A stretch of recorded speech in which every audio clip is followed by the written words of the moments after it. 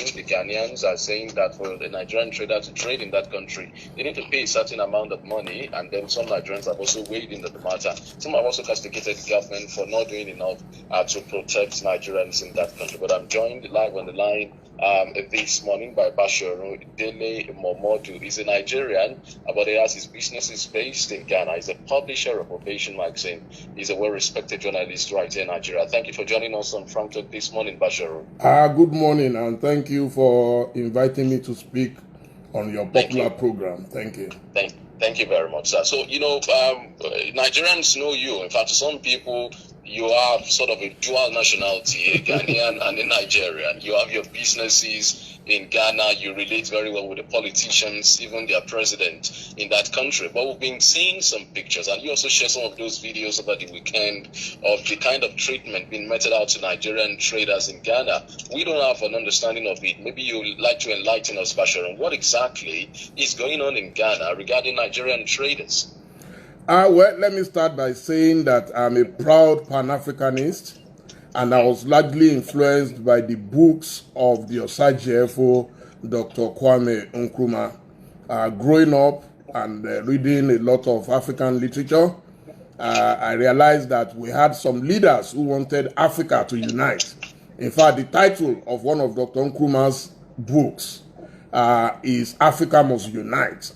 So we had Dr. Nkrumah, we had, of course, the Mwalimu, Julius Nyerere from Tanzania, and a few of them like that. To cut a long story short, I discovered Ghana in 1995 on my way to exile in England. I passed through Ghana, and I instantly fell in love with the country. President John Jerry Rawlings was in power at the time. And I loved what I saw. There was no problem between Nigeria and Ghana. In fact, I felt very, very much at home. Unfortunately, I don't know what has happened. So by the time I came back to stay partly in Ghana and invested heavily in Ghana,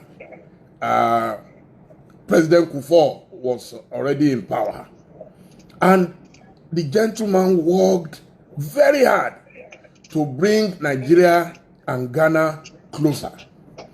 In fact, before he left government, he made sure that one of the longest and one of the most important roads in Ghana was named after President Olusegun Obasanjo. He was the one who succeeded finally in bringing Nigerian banks to Ghana. The first bank was Standard Trust Bank, which now metamorphosed into the United Bank for Africa. And the Minister of Tourism worked very closely with Ovation to market Ghana to the world. So yesterday I was looking at a picture of myself and President Kufuor when that work was being done. Their property business. Today, Nigerians have so much investment in property, in banking, and other institutions. Our students go to Ghanaian universities. They pay heavily. They are made to pay as foreign students. Now, the question is, what is the definition of ECOWAS? I thought it was meant to be, freedom of movement of goods and people. But the videos I'm seeing out of Ghana, I'm not in Ghana at the moment, are very disturbing. And immediately I got those videos, I fired them to our Minister of Foreign Affairs, Mr. Jeffrey Oyema.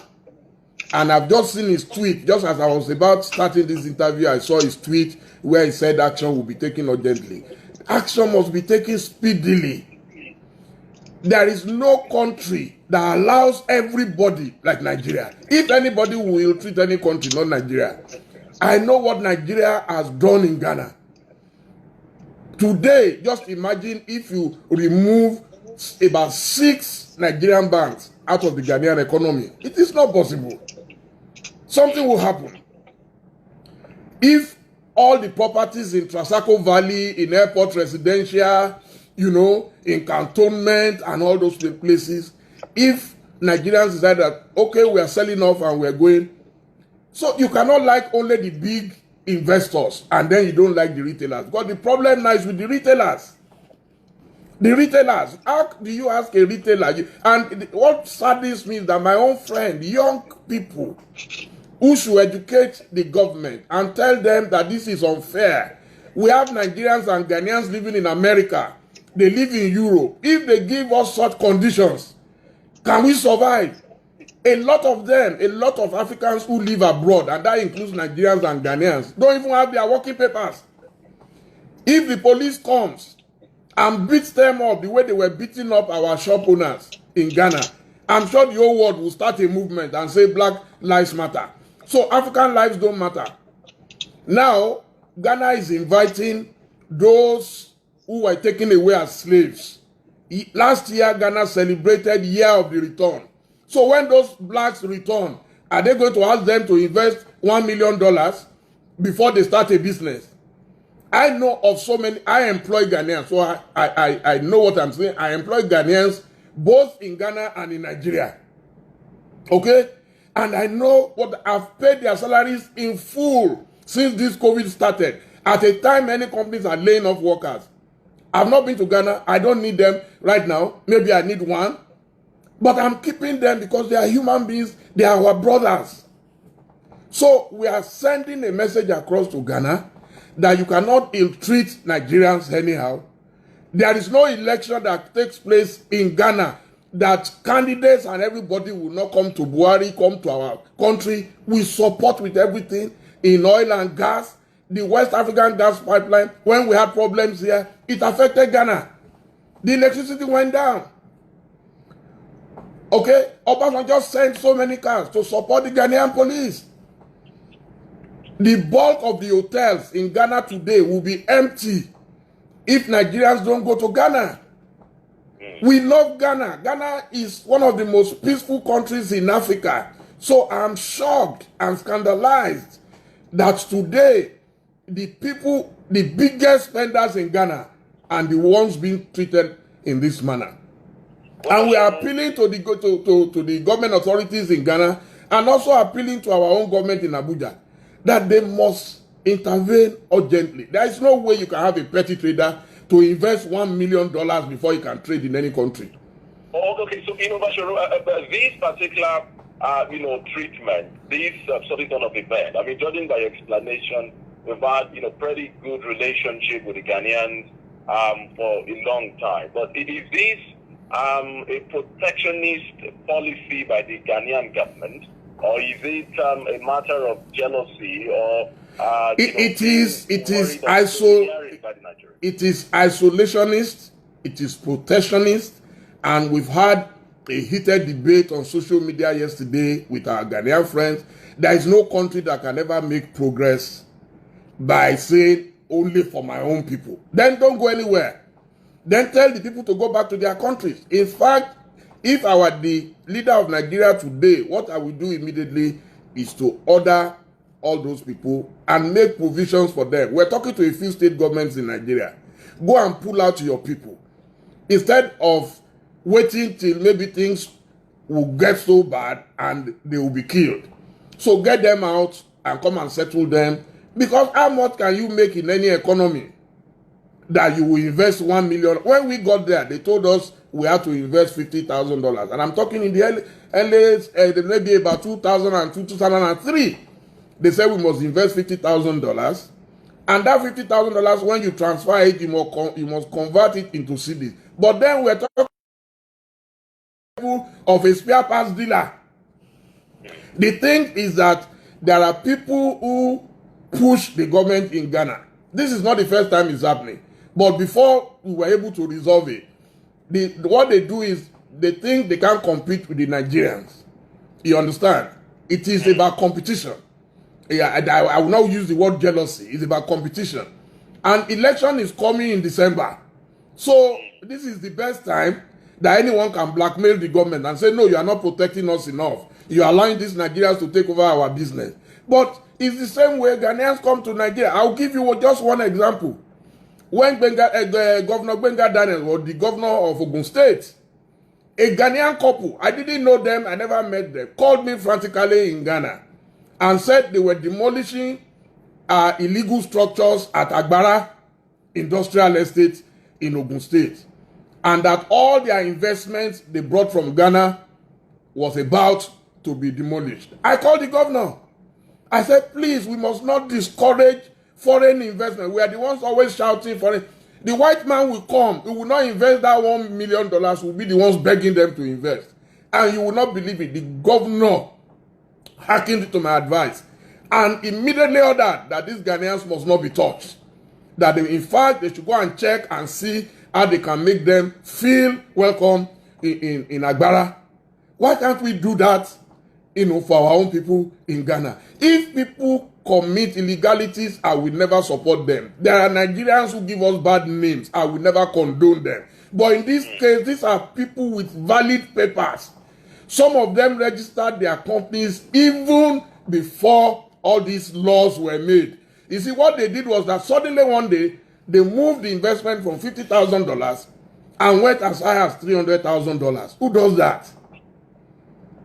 All of our young men are asking us to pay $1 million. That you must invest $1 million before you can trade. How? Where? And I've asked my friends who are defending and trying to justify this nonsense that just mention one country where that is done. And now we're not talking of ECOWAS.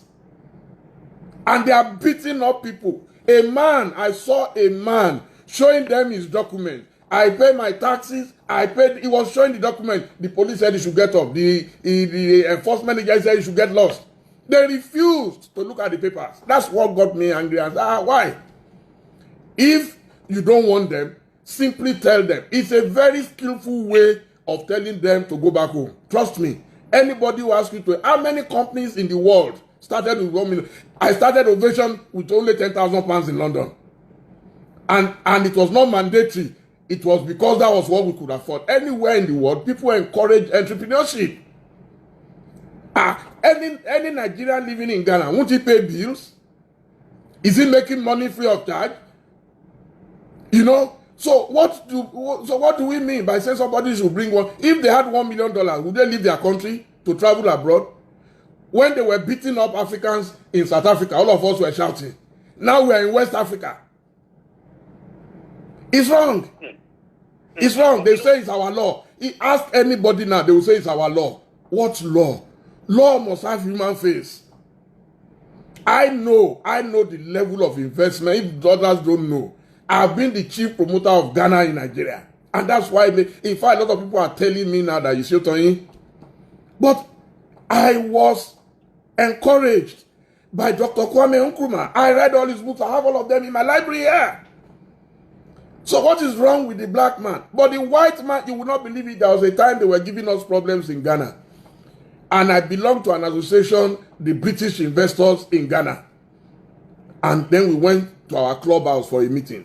And when I was telling them our ordeal, one white guy said, but me, I've been living in Ghana for 20 years and nobody has ever asked me questions. You would not believe it. White man. It's the same nonsense that make Africans to have to go and obtain visa to go to South Africa after everything that we did in South Africa. It's the same thing. But if I carry British passport, I will enter South Africa. I don't need visa. It's the same mindset. So I am speaking. Permit me to cut in again, but are you satisfied with the response of the Nigerian government? No, I am not. I am not. I am not. The Honorable Minister of Foreign Affairs is my friend and big brother. I call him Egbon, he calls me Aburo. I am not. I've sent messages to him and I've sent to Honorable Abike Dabiri Erewa. Okay, but this is not under Abike Dabiri Erewa's purview because this has to be done at the presidential level. As a matter of fact, I don't think it's the minister who should speak. The president should send a powerful message across to his colleague in Ghana and say, I will no longer condone. They demolished part of our High Commission's properties the other day and they were giving excuses, cock and bull stories, offering apologies. How do you cure cancer with Panadol? You understand? So the thing is that it's either you love me or you don't. People want us only to come as tourists. In West Africa, not as investors. Any country that tells you put down $1 million before you set up business, that country says don't come. I don't know why people are afraid to face reality. If a country does not want me, then I leave. I always tell my friends, I say, look, if your wallet is too much, you know they didn't chase me out of my country. I came here and invested my money. The money I invested here, if I invested it, I would have bought properties in Banana Island. But we thought, let's expand. After all, Coca-Cola is all over the world. So why can't we have Nigerian businesses all over the world? CNN is everywhere. So why can't we have Ovation International everywhere? That is what drove me to Ghana. And I'm telling you, Ghanaians are beautiful people. It's just a few people. Ghanaians are fantastic. I've traveled to every part. I probably know Ghana more than Nigeria. Up to Bogatanga, to Wa, that is the end of Ghana. I've been everywhere by road. Truck drivers, like our own downfall drivers, they all know me. Chivo. The Ghanaians are fantastic people, but just a few traders winding up their government. You know, nationalist things. How are we different from the white supremacists in America if you can treat our own fellow Nigerians like this? I give kudos to the leaders of Ghana who built this rock-solid relationship with us. They know that all the investments they are looking for in America, in Asia, they can get between Lagos and Abuja. Go and look at what the Dangotes, the Adenugas are doing in Ghana. And then you will say you don't want the small traders, but you don't mind the big investors. No. No.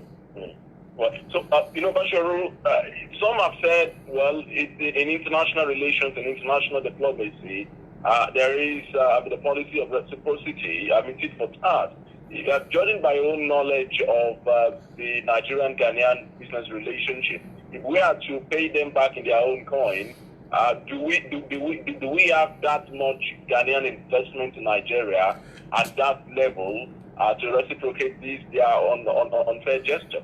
No, you see, I won't even suggest that. I believe we're just going to injure innocent people. There are many fantastic Ghanaians working in Nigeria. There are too many Ghanaians married to Nigerians and Nigerians married to Ghanaians. If they understand, we should not allow politicians who are using politics to whip up raw sentiments and emotions to divide us. I will not touch the ordinary Ghanaians in Nigeria. Some people have been saying it on social media yesterday, let's go and beat them up. No, I will never support it. I will never support the measure. I know the things that can touch Ghana, and our presidency knows. They know what they can do that will not affect the ordinary Ghanaians, but will affect the government of Ghana. And they know the language.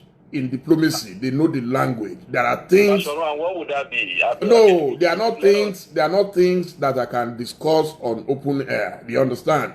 So there are all kinds of bilateral relationships between our countries, and those bilateral relationships guarantee that if either of us is misbehaving, there is something we can do about it. So, for example, I see no reason why Nigeria right now, if ECOWAS is not working, then get out of it. We are the biggest investors in all these continental and regional bodies. Nigeria funds a lot of these bodies. You understand? So if we say tomorrow that if you are going to treat any Nigerian in any part of West Africa, we're no longer part of ECOWAS, you will see what will happen. I'm telling you, you can see it even at the level of the African Development Bank. You can see the influence of Nigeria. Nigeria, forget about our local politics and local challenges. Nigeria is the superstar of the African world. Nobody can monkey with Nigeria. That one I'm very sure of. But if our leaders every time behave like we are timid, then people are. If your junior boy knows that he can slap you and get away with it, he will slap you repeatedly. You slap the right cheek, you turn the left cheek. Before you know it, they will turn you to Mugu. That's what is happening because we are always weak when Obasanjo, God, please. Nobody will try it with Baba Obasanjo. Nobody. Trust me. And I am angry because I know how much I love Ghana. And I know the work we have done in Ghana. And I know the millions and millions of dollars that Nigerians have invested in Ghana. And I know that the ordinary Ghanaian loves Nigeria to bits. So it's not a relationship that we should allow politicians or those who have political motivations to destroy. Some people worked for it. I once brought President Jerry John Rawlings and his entire family to Nigeria. They flew with me. In fact, he told me, he said, Chief, what did you use that? I carried my entire family on a flight to Lagos. That's the kind of relationship that we have built over time. President Kufuor, I met him 5 days after he became president at a party, an event, the 40th birthday of Alhaji Asuma Banda's wife, Mrs. Edwina Banda. Right inside there, I interviewed him. And as God will have it, we lived on the same road for years when he was president. He was living in his personal house, driving to office every day. And whenever we needed anything, all you have to do is call his house and he would invite you over. That relationship now is being destroyed. Transaco Valley is one of the most prized real estates in Ghana. Nigerians invested. I can tell you how many Nigerians I took into that estate. I used to do marketing. When the Lapam Beach Royal Hotel was being built, you will not believe it. Ovation was the first to publicize it. The first year they had 18% occupancy. Within a few years, the occupancy at that hotel was 55%. In fact, there are rumors that the part owners of Kempinski Gold Coast in Accra, which is the biggest hotel right now in Accra, is partly owned by Nigerians. There are Nigerian investors there. I know the number. I mean, imagine Sahara Energy, how much they have done in Ghana. You know, so I don't know. I don't know who is pushing the government, but then the government would have to stop the police from beating up our people. I don't mind if they've committed crime, if they want to check their documents, that is easy. But they should stop beating up our people. It is uncalled for. Just before I let you go, sir, you know, isn't this sort of, you know, payback time for what we did to the Ghanaians ourselves in 1983? No, it is not. It is not. There is nothing that Nigeria did. No, it is not. There is nothing that Nigeria did that Nigerians did that Ghanaians did not do. Ghanaians chased Nigerians out of Ghana. Nigerians also did it. And that is in the past, and we should forget it. That has nothing to do with it. So a lot of people don't know the history. That's why they keep saying Nigerians chased them out. So nobody talks about when Nigerians were chased. That one we've put behind us. We have moved beyond that. We shouldn't destroy what we have built. And that is why I'm alarmed. And that's why I am telling my Ghanaian friends, my brothers and sisters, that speak up. Everybody is quiet. If it's America, we all talk. I am embarrassed that I know so many people in Ghana and everybody is afraid to speak up. And you know, this is election time, so nobody wants to, they don't know what would happen and everything. I believe the reason some people are stoking this fire is that they are blackmailing their government. You cannot allow Nigerians to take over our country. You know, Nigerians are the Americans of Africa. Everywhere we go, people feel threatened. Yes, of course, there are bad heads. If you have 200 million people, and 10,000 of them are bad, it will affect the rest of the 200 million. You understand? But it doesn't mean that Nigeria has the sole rights of being bad, or that we are the only bad people in the world. There are bad people everywhere. Every country have their own bad people. So my advice to both governments is that they must sit down urgently and make sure that all these obnoxious laws, I call them atrocious laws, must be wiped out urgently. All right. Well, I'd like to appreciate you very sincerely, Bashir Dele Momodu, for joining us on Frank Talk this morning on Rave 91.7 FM. It's a pleasure having you on the show today, Chief. Thank you very much, sir. Thank you. Have Have a nice week ahead. Thank you. You too. Thank you, sir. Thank you. All right, Basharu Dele.